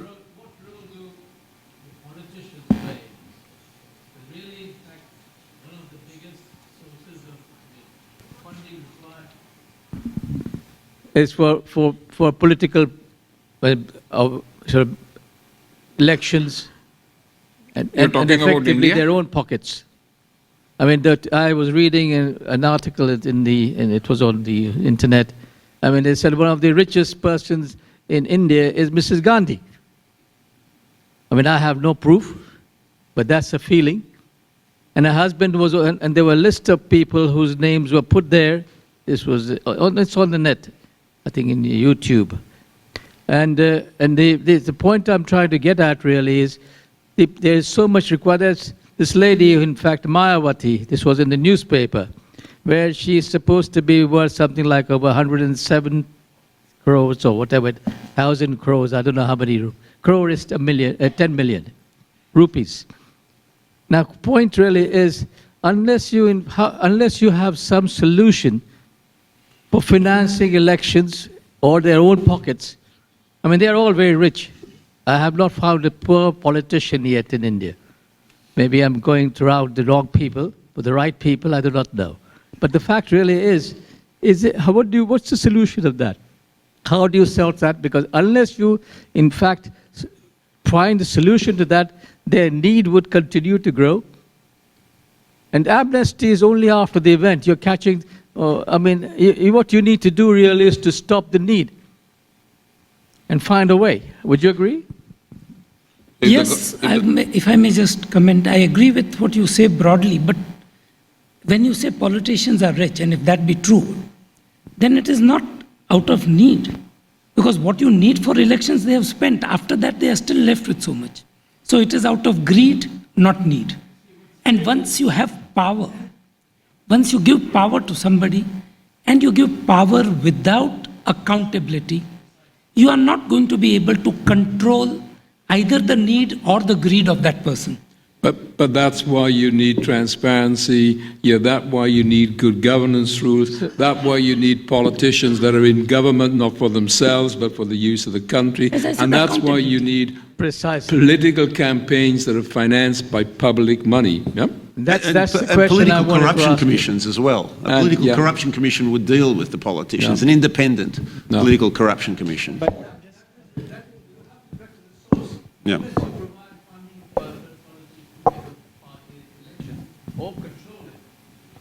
I mean, we have, in fact, state elections and central elections, and virtually every year there are elections. They cost a lot of money. Okay, there's a move now to see it go the American way, or at least all the state elections, there are 28 odd states, would have the same date as the national election, 75 years. That means at least there's only one period when the elections are held. But I do not know whether that will be ever acceptable, because obviously they won't make this sort of money which otherwise they make. I would like to ask Jeffrey and Michael, how do countries sort of finance elections? No, possibly, what are the methods of financing elections in other countries? Well, in Australia, they're publicly financed. So the parties receive funding after the election, depending on the vote that they achieve during the election. So that's so they are publicly financed. They also raise revenue from. This is government funding. Yeah, it's government funding. And that's more or less the same case in most European countries. If public funding, you can take a small amount of private funding, yeah, but it has to be completely transparent, yeah, and there are caps on it, yeah. But I mean the thing is, again, I mean, if you want to get to the stage of some of the Scandinavian countries which are pretty clean, yeah, it takes a long time, and you have to look at the historical perspective where you're starting from, yeah. And frankly, in any country that's gone through colonialism, it's always far more difficult because the legitimacy of government is undermined. Yeah? But you had a question. Yeah, I just want to make one comment in context to what Kuntal and Gautam Bhai said, and Roy, your question. In my view, this demonetization event is actually not an event to kill the black money. That is one part. I think the key objective of demonetization was to kill the bureaucrats and politicians, because those kind of money, and coupled with we have Benami Transaction Act, I don't think even that money can come also in the form of this 50% amnesty that is being spoken. So those businessmen who cannot have any other option will possibly deposit their own money in this 50% scheme. But I would still believe, and that's why you're seeing the parliament being, what it is for last 2 weeks, taking the common man as an example, but the real pain is somewhere else. I think that's what they've tried to kill in one shot. There could be a political. This is my view, and I'm sure a lot of people in the room would share that. People may or may not speak about it. It's always nice to talk about the unspeakable, yeah? But I think the other thing that could be interesting about the demonetization is it could accelerate the move from the informal economy into the formal economy, yeah? And digitalization, yeah? Yes. Yeah, and the difficulty is that all three of those things, which are good things, it takes time to get through. The pain is being felt now, and the gains will be 2, 3, 4, 5 years down the road. But having said that, Roy, you're speaking too much. The cash component is only about 8% or 7% of the total of black money. Aspects of illicit financial flows. The third thing is you've got to deal with the politicals, and that I think does require public funding. It may be painful to put in place, but you have to have that, yeah? And then I think if you want to deal with a lot of these issues, it's easier the more transparent the environment is. And that's a good thing, because I think over the last 5 years, we've really, we've moved from a dark environment into a transparent environment. And over time, that's going to have a big input. The one thing that does concern me, though, is the one I raised earlier on, is about beneficial ownership, yeah? Because there are many countries. I mean, India has a register of beneficial owners? Yeah? Jeffrey, before going to the next topic of beneficial ownership, you mentioned about... We have Benami Prohibition Act, Benami Properties Act, and that has been notified effective from 1st of November, just 8 days before this surgical strike. So, Benami Properties Act, now under that Benami Properties Act, Section 5, authorizes the tax officer to attach anybody's properties which are Benami. Beg your pardon? There is no? Register. Register of what? Register of corporate. The corporate register in any case is part of the public domain. It's on the web. Correct. Now, Benami Properties Act, etc. are not on the web. It authorizes even movable or immovable properties can be attached. But let's get real. Yeah? I'm a money launderer. Yeah, I'm a Chinese general in the People's Liberation Army. Yeah, and I want to launder money. What am I going to do? Yeah. Maybe I'll buy some gold, just put it aside, a gold statue. There's been a few of them that had gold statues. But I'm going to set up a structure that is the most opaque that I possibly can. Yeah. So my first port of call is Hong Kong. I got a shell company there. Yeah. And then I make sure the ownership of the shell company is in Caymans, yes? And that perhaps I'll have a limited liability partnership, yeah? From there I'll go to Panama and I'll have a trust, yeah? And then maybe just to tie things up, I'll have something in Liechtenstein, a foundation, yeah? So, you got all these walls before you actually can identify who is the owner. And that's the real challenge. It's a challenge for identifying money laundering. It's a challenge for identifying tax evasion. You have to know who is at the end of the chain. So what can you do? The latest thing at the moment, the G20 in the UK, they had this big anti-corruption summit in London in May, yeah? And they said, national registers. Yeah, that was good. Well, yeah, if you're a company, most countries already have a national register of companies. Do they get right back to the ownership? I'm not sure, yeah? Then you say, well, national registers generally are limited to corporations. So what do you do about trusts, limited liability partnerships, and foundations, yeah? Now, you're talking about millions and millions. I mean, I don't know how many exist in the UK, or BVI, I know it's about 500,000. Australia, 800,000, yeah? It's hard to deal with that, yeah? So what do? I mean, one idea you could play with is, well, for these vehicles, even though they're not corporations, they have to be have a legal presence, so they have to have a legal ownership, yeah? You could say, well, maybe what we need to do, and this is not a very popular idea at the moment, is to go back to self-regulations, and to look at the associations of the service providers like STEP, yeah, and say, you are now going to be responsible for making sure that your members actually obey the rules, because the rules are not bad, and can identify who is actually owning them. And if you don't do that, you no longer be prepared, you no longer be able to carry out your practices. So it's a combination. National registers, it's a nice public PR thing, okay? Looking at some perhaps a legal requirement for legal registration of trusts and LMMs, looking at self-regulations, yes?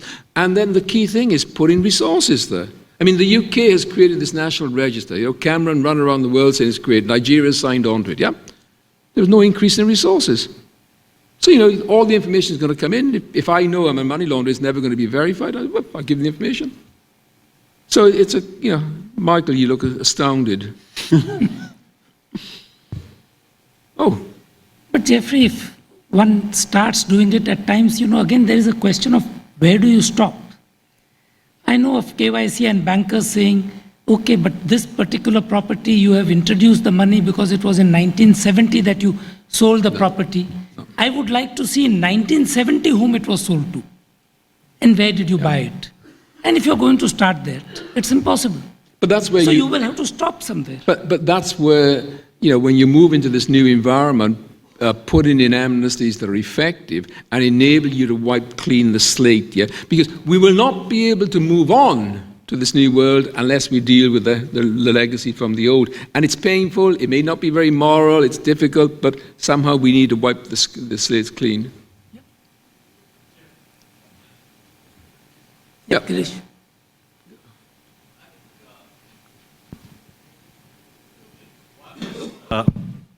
What is the root cause of all this?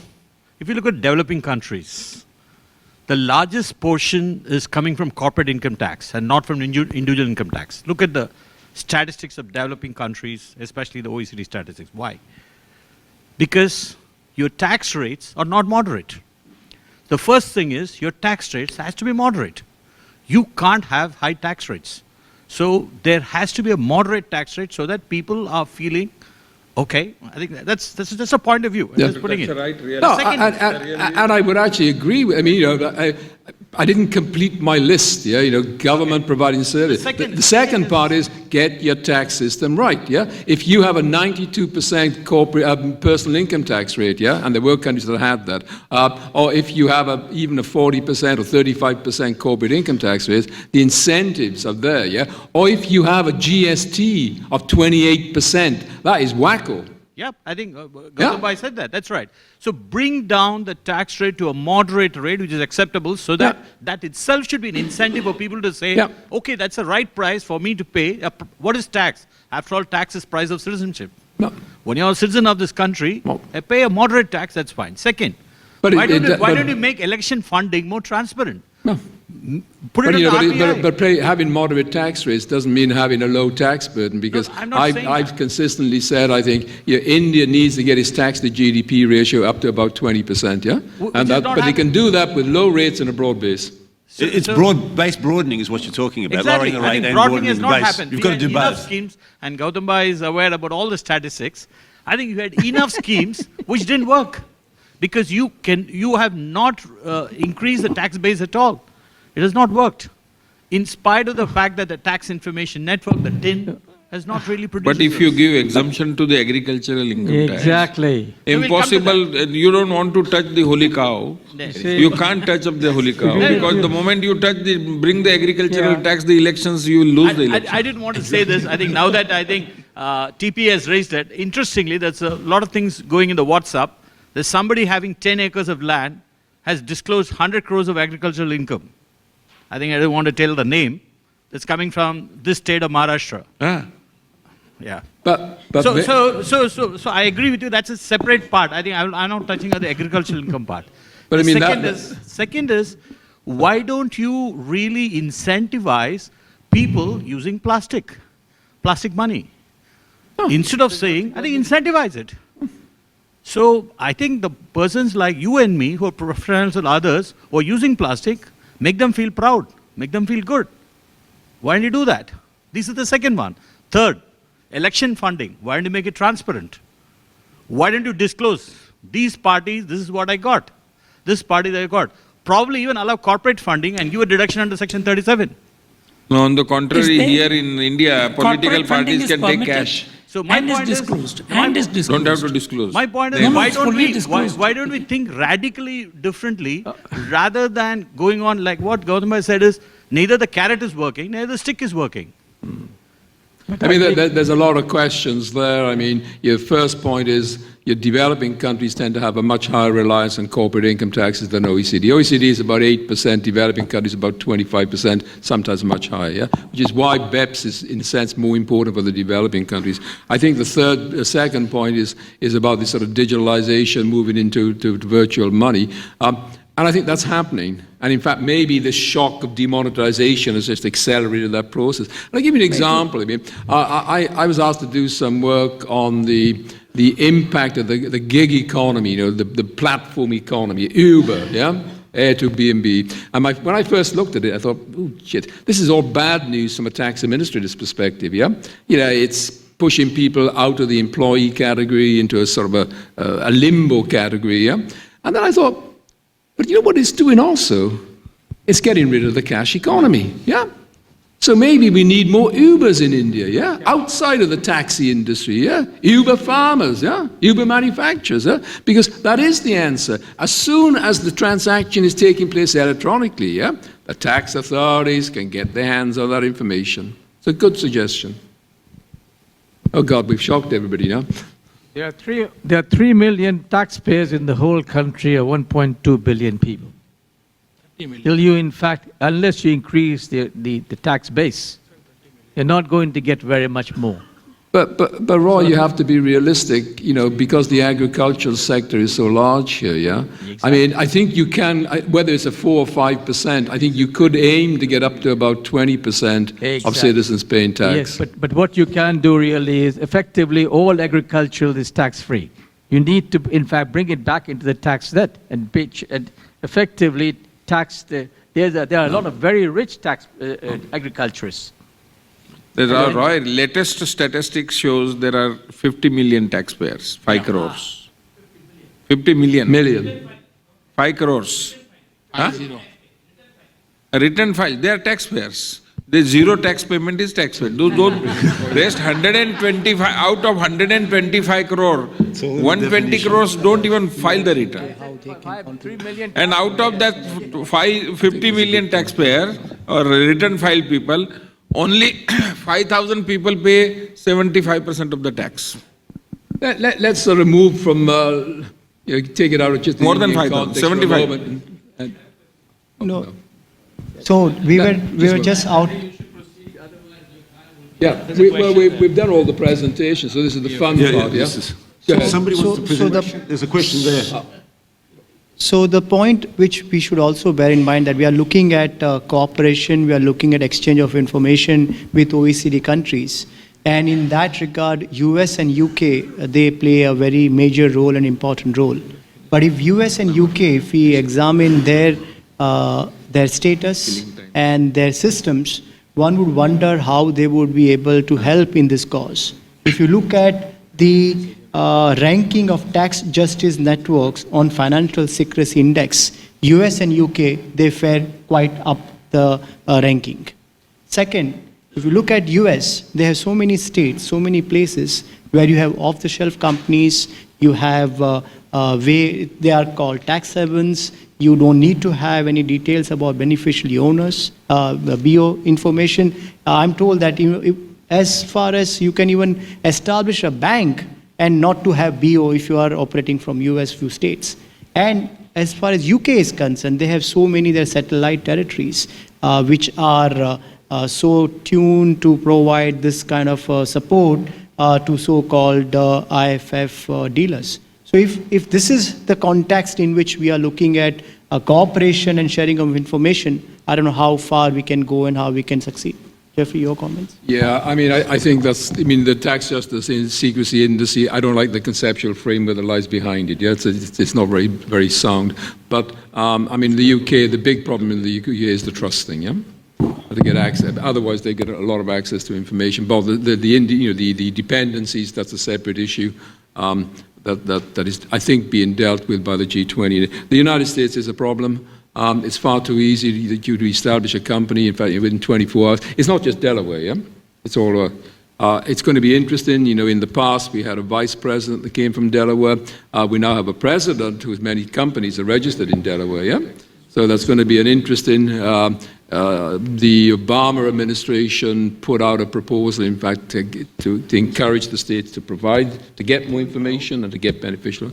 It'd be interesting to see where that goes. One thing that's optimistic is I think the peer review process, both under the Global Forum and under the FATF, yeah, I think they will be looking very closely at the United States situation, yeah. Any other questions? Just one last question. We've had an interesting discussion on the tax rate, and you rightly mentioned modest tax rate does not mean really bringing down the tax rate. But one observation here, and a question to the panelists, really if you look at the effective tax rate of India, it's as low as 20 to 23%. But we are still perceived as a very high tax jurisdiction. And I personally feel that the reason behind this is a lot of exemptions which is there. So why don't we start with a clean slate, phase out the exemptions and bring down the tax rate to close to the effective rate which we have. It's more of a cosmetic change. I think we're heading towards that. Any view on that? Can I take it? Yeah. But India has been, the taxpayers have been demanding that.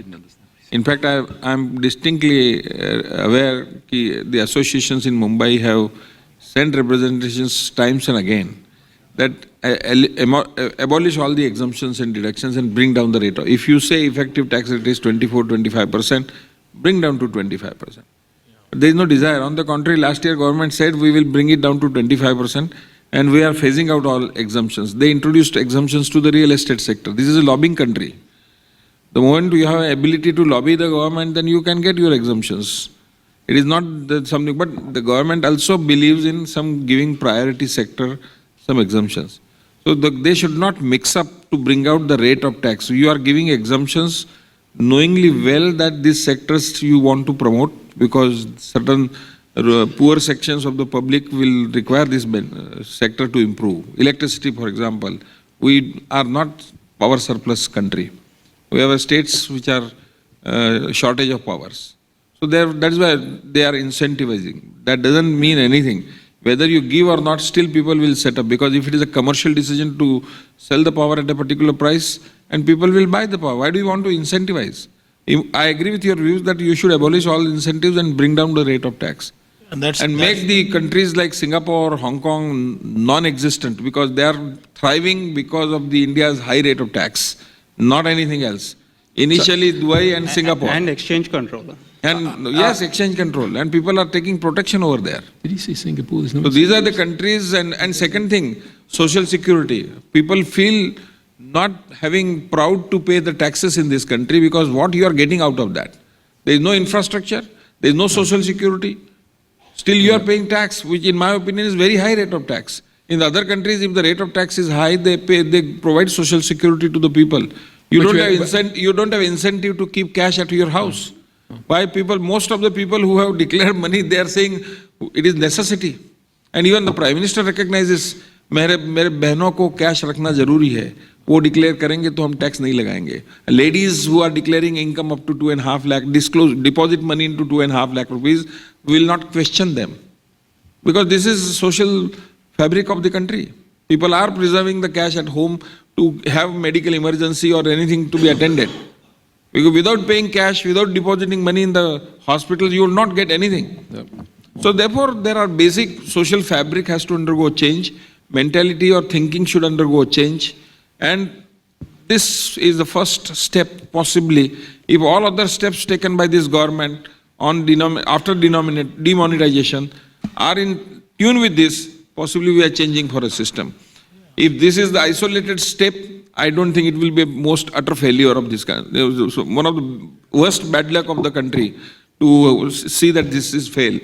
So therefore, possibly we'll have to wait for a month or so, see what are the steps taken. Possibly some of the steps which I can visualize, the government will now restrict the cash holding in the country. You will not be allowed to hold more than 3 lakhs of rupees cash. You will not be allowed to do transactions more than 2 lakhs of rupees in cash. No transactions, not allowed. So therefore only the digital transactions, that is first thing to come in. Some control over the gold holding has to be there. And the property digitization, find out who have taken over the properties of the government without even paying any money. There are properties and properties around highways which are taken away by people. By one method or other, politicians are major source of creating jobropattis, these favelas in the cities, so that vote banks is created by those people, is all illegally occupied. And later on those properties are sold at a very high premium and the politicians share the money. So these sort of things have to be curbed. And these are the things possibly will stop after this whole money coming into organized sector and with the GST coming in, hopefully. So if it doesn't come through... TP, just one comment, at least I said in the beginning, that demonetization should not be seen as an event per se. And if you look at last 2.5 year kind of events, including the government's intention to reduce the corporate tax rate, that didn't come out of the way, maybe to simplify the law or whatever. And then maybe that's why this budget would be keenly watched in terms of the path that government has already taken and what happens to an individual tax. So I don't think that one would look at it as an event per se, but yes, only the future will prove of how things will move out. Okay, we'll take one more question from the gentleman here, if we can have a microphone. Hello. Yep, go ahead. In the context of observations by Mr. Ostwal and Mr. Ved, when you go even 2.5 years back and see everything as a sequence, a logical progression, but from my point of view, the keystone is missing. It is as if we are tackling black money, that if you have an ingenious draftsman, he will draft a law, and tomorrow onwards the black money will end. Okay, this has not happened, get another law. This has not happened, we will try another law. But where is the question of institutional capacity building? Do we need to revisit TAC? Do we need to have the institutional capacity in the organization which is there at the forefront to tackle black money? Anything happening on that front? Without that, who will police all this black money, prohibition, the Prohibition Act, all the politicians and everything that you are talking about? Where is the institutional capacity? Is there any thought in building institutional capacity in your tax organization? Who will do all these assessments of 20 crore people who are depositing money today? You have a statutory mandate from the parliament to do 2% scrutiny. You are not able to do less than 1%. And what happens in that? We have to wait. Now digitized country is digitized in terms of tax returns. But therefore, the tax officers are well equipped. If they start looking into very seriously, possibly which will start now, they'll send notices to everybody. Do you think that the notices, sending notices is a viable proposition to everybody? They will have to scrutinize the records where the monies have been deposited. I am a taxman, and this is an insider's perspective. I am saying we do not have the capacity to do what the expectation, whether it is from the government or it is from the citizens. that we would be able to tackle 20 crore depositors and be able to trace and find them and get the money that the government desires. I have an apprehension. I agree with your views. Well, that's nice. If PJ agrees, then he must be right, yeah?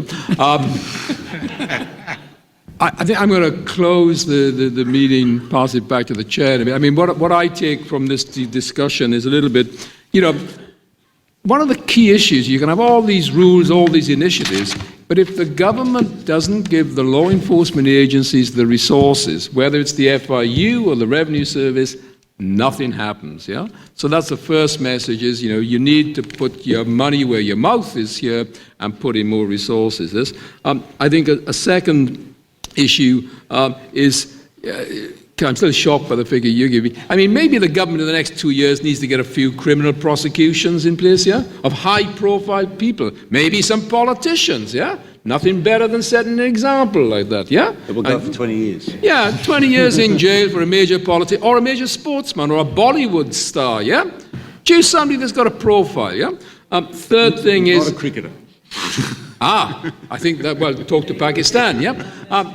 And the third thing is getting this whole of government approach in practice. Yeah? So better cooperations between the FIUs, the tax administrations, the customs. And why not do something quite drastic when you introduce the GST? Yeah? Isn't it time that India followed the rest of the world and moved to an amalgamated direct and indirect tax department? Yeah? Wouldn't this be rather, a great way of improving compliance? There would be a number of officials that will lose their job. Yeah? But they could be redeployed. Yeah? So that may be something you want to think about. And then I think the other thing is plug into all the initiatives that are taking place, because I think politically, if you can show what you're doing in India fits in with the trends in the international environment, that helps as well. And with that, I'll pass over the floor to the chair.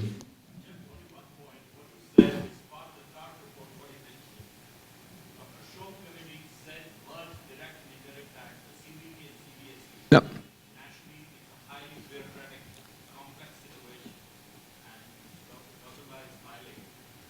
And if you, nicely, what happened was the chart report, what Dr. Shum put it, was nicely kept in the not long. But if Moody has the guts to do demonetization, maybe he has the guts to do this as well. Yeah. I've actually read the Shum report, yeah, and there are examples. India is not so unique there. The UK, it was painful to make that amalgamation. Denmark, it was painful. The minister lost his job, yeah, but they did it. They did it, and with a 7% reduction in staff, an increase in efficiency, better service to taxpayers, less opportunities for non-compliance. Huh? And with the GST coming in, this is the time to do it. Sorry. Yeah, so I think I really agree with what Jeffrey said. This menace in this country is happening over or built over the last 60 years, and it cannot be resolved in 60 days. Our man has asked for 50 days. He's asked for 10 days less. Okay, and I think let's support that path. We can be very critical about whatever has happened, but someone had guts. This was not a rocket science, but he did it. And this is the third time that demonetization has happened, right? It's not for the first time. And and I didn't say, but initially first time it happened in 46, pre-independence, very small stakes at that point of time. Happened in 1978. It was a complete failure because of politically driven, right? But this time it has happened after 30, 35 years, and with the digital economy and the steps that he's taking, at least one can see through there is a transparency in whatever he said. And if after that, if things don't work out, then fine. I think we deserve to be where we are. I think that's the way I would like to maybe close it, Jeffrey, with this. I really want to thank Jeffrey for really moderating this session very ably. And I know that there is so much debate that we had here, but I can assure you so much debate had happened over the last 2 weeks amongst the panel members, and very hot discussion and people disagreeing with and debating. So I'm really happy that the session has come to an end. Thank you very much for being there.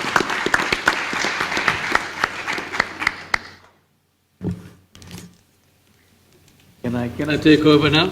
Yes, it's all yours. Can I distribute as a tribute to all our members in the panel a book on black money, Is it declared or is it... With the compliments of taxman. It is book is available for sale at a reduced price in the shop outside. But it's all declared. It's all And they accept in credit cards. Huh? they accept. I'm sorry. They expect black money as well. There you are. Can you pass it around? I think it's not an easy topic, and it's been there for a long, long time. It's not something new. We all blame the British, by the way. I think the British have a lot to be blamed for, yes? 2% went to the Colonel. But you're going to have to stop talking about the British Anyway. and just talk about the English. Anyway, I think we've had a very long and very fruitful day, hopefully. This is the second day. We've got one more day tomorrow. So I thank you very much. I think I always thank to Uday for doing a super job along with Jeffrey. If there's any black money coming back to me, I wouldn't say no, but let me leave it till tomorrow. Tomorrow we start at 9 o'clock, and Pascal is already on a flight. He should be here tonight. He'll be here tomorrow morning, for the whole day. And we have a very interesting program. Still a lot to go through. There are about 10. We had 14 panel discussions, and today we've done 6 or 5. So we still have about 8 or 9 still to go tomorrow. So with those few remarks, can we call it a day today? And just to emphasize, Pascal is coming from the first G20 meeting under the German presidency. So he'll have hot news, my friend, worth sacrificing your Saturday, yeah? But I think we'll get more information on MLI, and hopefully, in fact, what are the next steps. And I hope we get a better understanding of... Start at 9? Start at 9, yes, we start here. I think tomorrow morning we have the first session is on tax disputes, and I think we have Mr. Ishwar coming as a guest speaker, and also I think so we should have an interesting discussion on tax disputes, which is a big area. Sorry, the dinner is at the Catherine's, which is the one where we go to next to the bar. And I think that's the only place, am I right? That's for everybody. Okay. With those few remarks, can we break for the day? And thank you very much. And have a good evening.